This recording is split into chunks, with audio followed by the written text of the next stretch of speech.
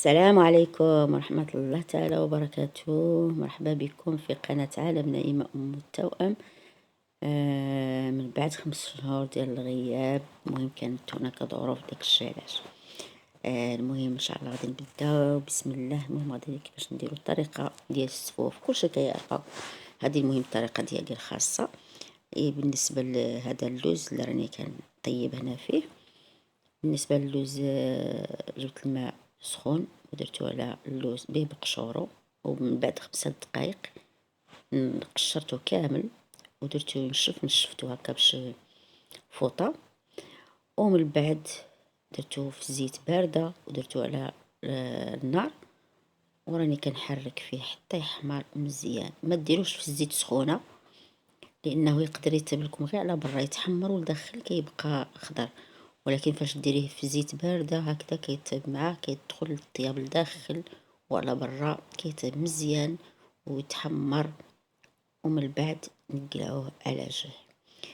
اذا هنايا راني حيرت الدقيق. بالنسبه للدقيق المهم شي 2 كيلو ديال الدقيق، حيرتها في كوكوت، وجيت التحيار ديالها زوين بزاف، التحمر كتجي زوينه بزاف، تحمر كامل، ما تحرق ما والو. كوكوت كتكون ثقيله، كتحمري فيها الدقيق كيجيك زوين بزاف، ولكن ما يعني جهدي البوطه تكون مجهده، ولكن ما تريديش على التحريك، حركي باش ما يتحرقلكش شي جهه ولا.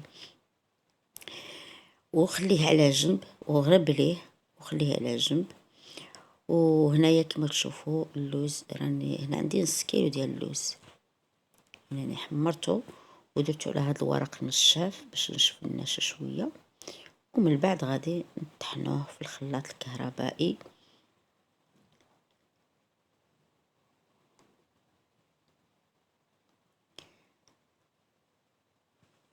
اذا راني ما طحنتوش بزاف، يعني شويه وصافي، يعني يبقى هكذاك باين دوك الحبوب ديالو.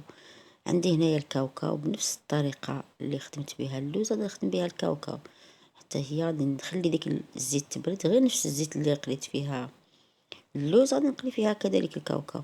اذا غادي نخليو الزيت تبرد ونديرو الكاوكاو، وغادي نحمروه مزيان تحراك حتى يتحمر، ونطحنوه ونخليوه على جهه. هنا عندي الجنجلان حيرته هنايا في الطويجينه، وغير واحد شويه هكا يحمى، ومن بعد غادي النص ديالو غادي نطحنو، والنص الاخر غادي نخليه تالي ونزيدو على الدقيق. اذا كما تشوفوا ديك الزيت اللي قليت فيها اللوز والكاوكاو، غير هذيك غادي نخليها على جهه. غادي نزيد فيها 2 معالق كبار ديال الزبده، وهذه هي باش غادي نخلطوا السفوف ديالنا سلو. اذا غادي نخليو ديك الزبده تذوب مزيان بالتحراك. وهنايا في نفس الوقت راني زدت الزيت، لانه ماشي كاع يوترو اللي قليت فيه اللوز والكاوكاو، راني زدت ونخلي تطيب ديك الزيت مزيان باش ما تطلقش الريحه، لان الزيت فاش اللي غادي تخلطي بها السلو خصها تكون طايبه. اذا هنايا راني زدت لها 2 معالق كما شفتوا ديال الزبده، ذوبتهم مزيان، وزدت غرفيه ديال الدقيق محمر اللي كنت حيرته من قبل.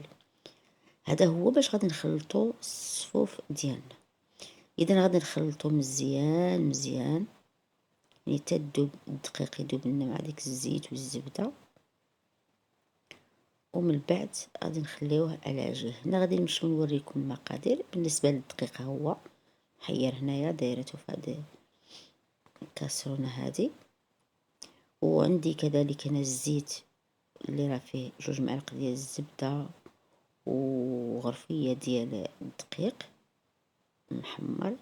عندي هنا 2 كيسان ديال السكر الثقيل، وعندي كوزه، وعندي مسكه حره اللي راني دقيتها مع شويه ديال السكر، وعندي القرفه هنايا 1.5 معلقة كبيره، وعندي هنايا 2 معالق كبار ديال النافع، وعندي 2 معالق كبار ديال حبه حلاوه.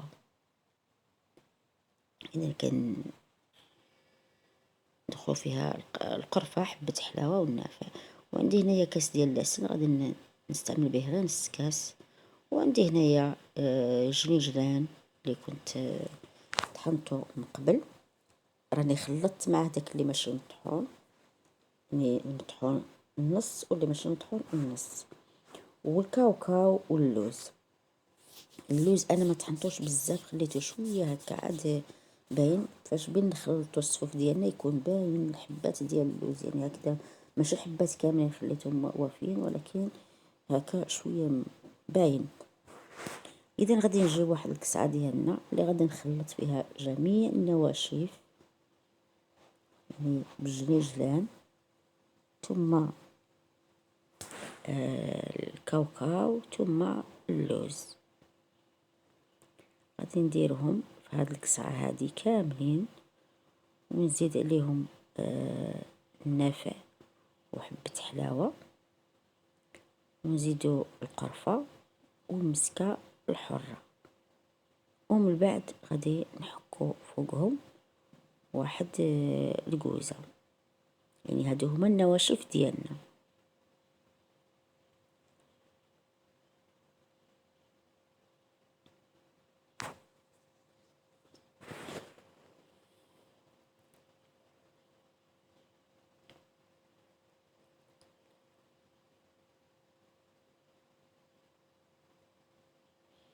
اذا هنا غادي نجيب واحد باسينه شويه كبيره، غادي نديرو فيها الطحين ديالنا. هادي هي اللي غادي نخلط فيها لان كبيره الكسعه هادي ما قدنيش.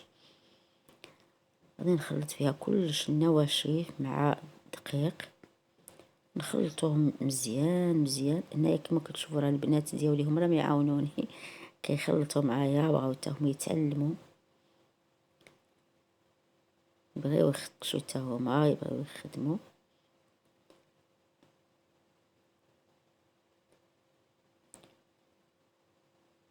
ومن بعد غادي نزيدو السكر ثقيل، انا غير سنيده وطحنتها وعطاتني سكر ثقيل، سكر كلاصي.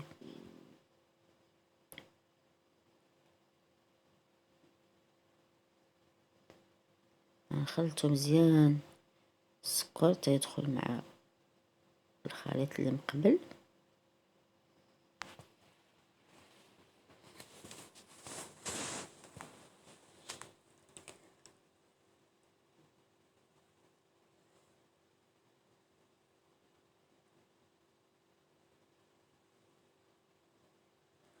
ومن بعد غادي نزيد نص كاس ديال العسل،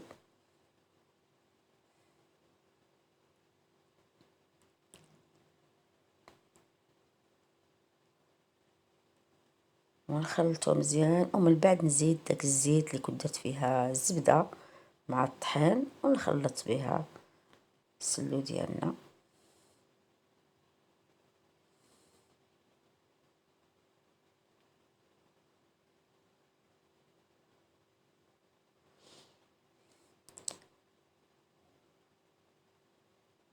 اذا نحاول ما امكن باش نخلط مزيان وندلكو شويه باش تدخل ديك السوائل يدخلوا مع النواشف مزيان مزيان.